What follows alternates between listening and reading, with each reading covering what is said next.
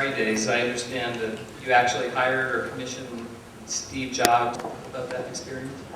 Steve is brilliant and difficult, okay? And so he was about to get fired from my engineering department, and I thought he was really a bright, clever guy, and so I put him on night shift. Well, Atari didn't have an engineering night shift at the time. And I put him on a project. It was Breakout, which nobody believed in, but I did firmly, and that sort of thing. And he and Woz knocked it out of the park, and later it became a wonderful game.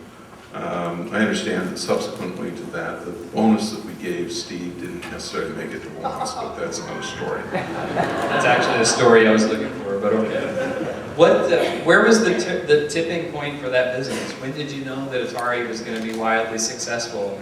What was that turning point like? You know, we were so busy that you know, it was just fighting problems every day because we never had enough money. And what the tipping point was for me intellectually was one day I went into the parking lot and couldn't find a place to park.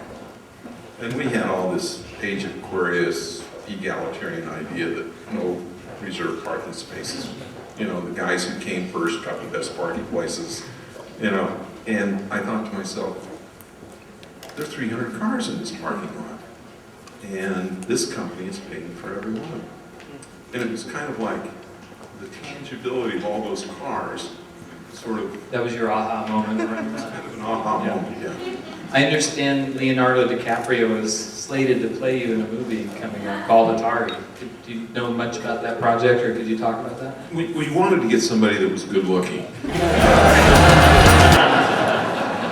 But it was one of those things where, you know, you sort of take what you can get. And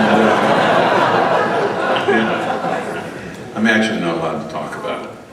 But I can tell you that during the early days of Atari, it was the perfect storm. It was right out of you know, right after women's liberation, and we were all in our 20s.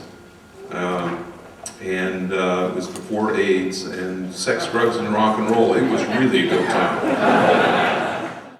Get dangerous, everybody get dangerous, everybody get dangerous, yeah.